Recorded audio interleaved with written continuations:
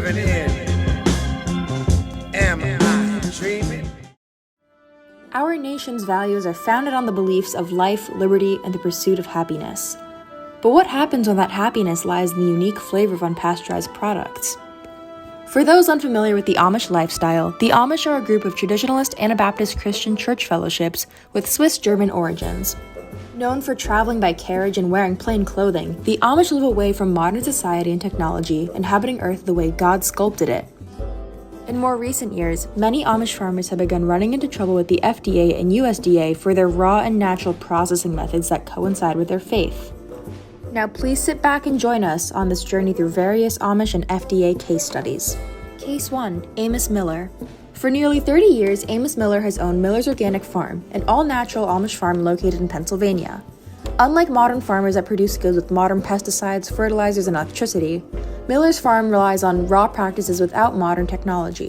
While the concept of milk straight from the udders might sound intimidating to some, Miller's farm products receive high acclaim amongst its consumers.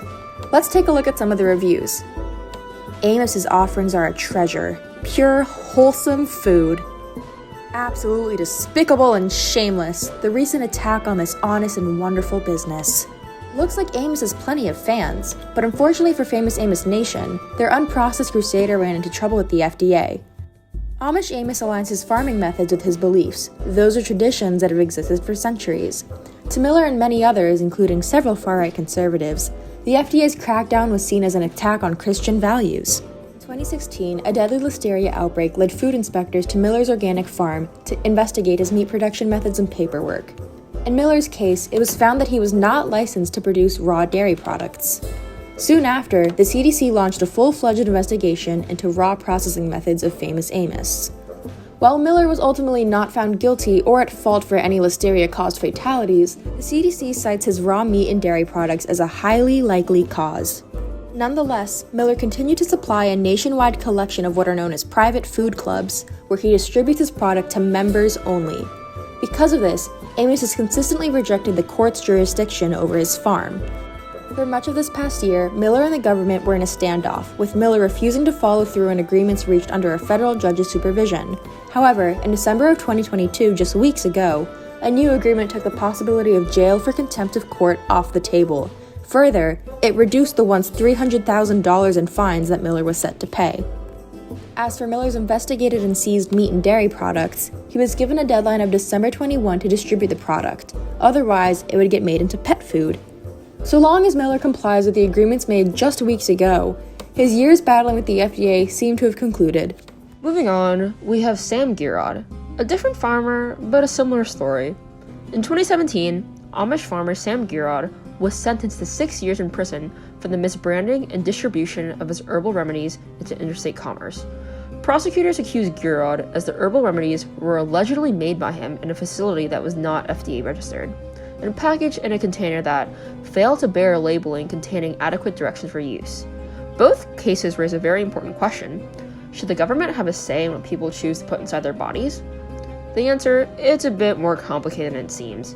On one hand, prosecutors argue that Girod is blatantly placing the public at risk by distributing goods that have not been approved by the government regulations. On the other, many argue that Girod's case is a betrayal of government overreach.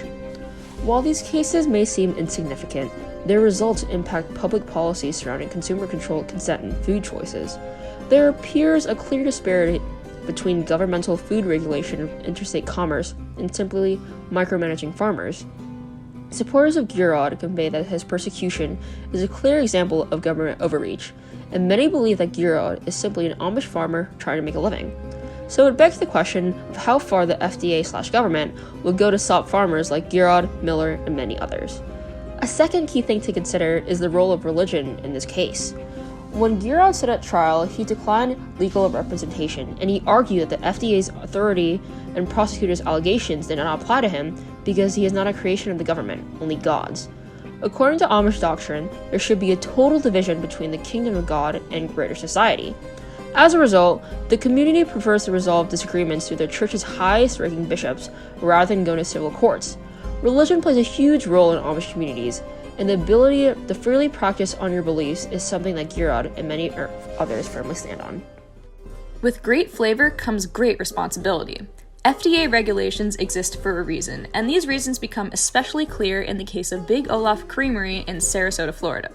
In July 2022, Big Olaf Creamery recalled all of its ice cream flavors as a result of a listeria outbreak, causing the death of 1 person and the hospitalization of 24 people.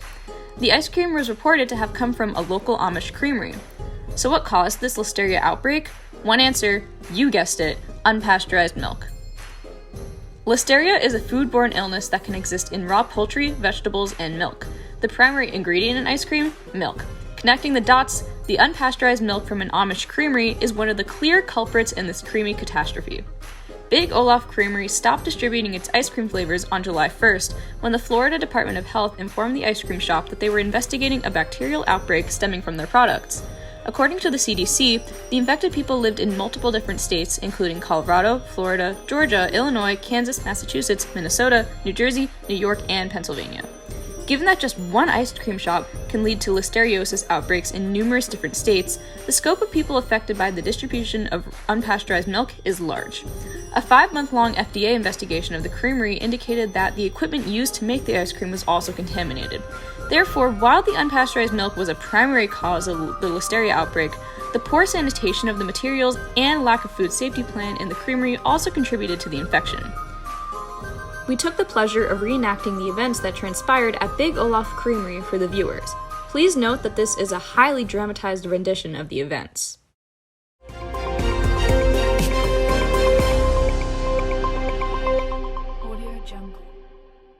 I'm standing in front of Big Olaf Creamery, a newly debuted ice cream shop in Sarasota, Florida. So far, the ice cream has gotten great reviews because of the uniquely delicious flavor from raw milk distributed by the Amish. You heard it here, folks. This ice cream is made from raw milk. While some people don't seem to mind the milk, scientists have raised concerns about the possibility of a listeriosis outbreak as a result of this ice cream shop. We have resident field scientist Aviva Segal here to tell us more. So, doctor, let's start with a brief summary of listeria. Thank you, Reine. Listeria are bacteria that act as parasites in mammals. Since raw milk has not been pasteurized, it can harbor harmful bacteria like listeria. Sounds fascinating.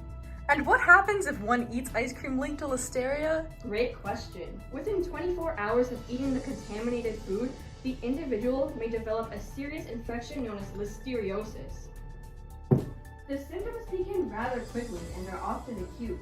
The individual will begin to have chills and a fever. After that, the symptoms will progress to muscle stiffness and sometimes even confusion. Once the muscle stiffness has set in, the individual may experience a loss of balance. In severe cases, convulsions may occur as well.